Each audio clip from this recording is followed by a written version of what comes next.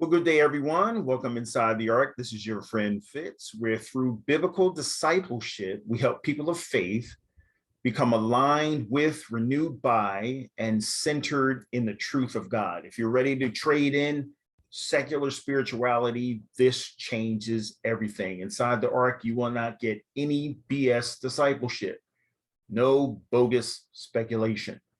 Okay. And the last time we were together, I told you, I was talking about my journey, a little bit about my journey and what I learned in this process of growth, this growth process. And I told you that secular spiritual growth is not for Christians. That's the thing that God has basically shown me over the last several years. Because, secular spiritual growth, it has roots in personal growth, which is its secular, worldly type personal growth and development.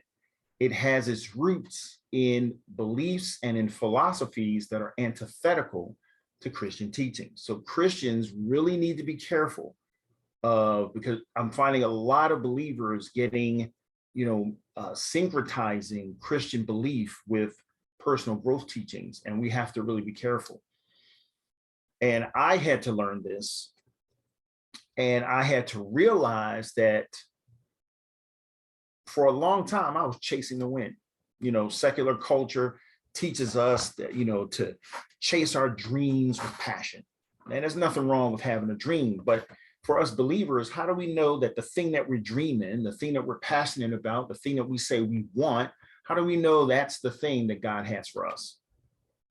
How do we know that? And are we willing to submit those desires to God in order for God to vet them? Are we willing to do that? It takes a special type of a submission to be able to do that. But secular culture teaches us, chase your dreams with passion, go for it, follow your heart. And many believers have bought into the concept of chasing dreams, chasing goals, and chasing success and fulfillment, but doing so according to ideas that are largely foreign to God. We're instructed in Scripture not to receive counsel from those that do not know God, it says in Psalm 1:1. So whose counsel are we following? Many believers have stepped outside, we stepped off of the discipleship path, and instead we're being coached by gurus and professionals that don't know God.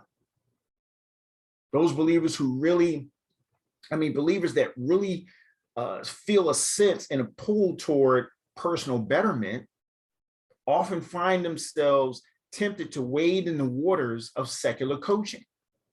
And these unchecked and undisciplined desires in us for success and for prosperity will lead us to being seduced by promises of wealth and fulfilled dreams. And many believers rationalize this pursuit as a worthy goal for a child of the king. So consequently, what happens is we're pulled in and we're enticed, as James teaches us, by a flood of ideas that oppose the scriptures and the promise of success if we apply these principles. Oh, you'll have success, you'll be successful. Just apply the principles that I teach you. And we convince ourselves, and we allow these gurus to convince us that there's no harm if we syncretize the sacred and the secular, because it's all spiritual, right? Everybody's spiritual, but not everybody knows God. And I told you last time that everything spiritual doesn't come from God. 1 John 4:1 teaches us, beloved, do not believe, it says every spirit, but test the spirits. For what reason? To see if they are of God. So we convince ourselves that we can do this. We can mix these teachings. And well-meaning believers, we get sidetracked. And the look and feel, because we get sidetracked because the look and feel of secular self-improvement and secular personal growth, it's very appealing. and its promises sound sweet to our ears. But like it says in Ecclesiastes 1:14, are we merely chasing the wind? Are we spending inordinate amounts of time and energy pursuing meaningless things? Now, self-betterment is beneficial, but it's limited in what it can help deliver. God does have a plan for us. And through his discipleship, through his plan of discipleship, through a discipleship community, you can discern and pursue that plan according to core principles. We talk a little bit more about core principles in the Ark. But if we're not following, bottom line for us is, if we're not following God's principles and plan for fulfillment, truth is, we are chasing the wind. So ask yourself this question: are you a believer that's chasing the wind?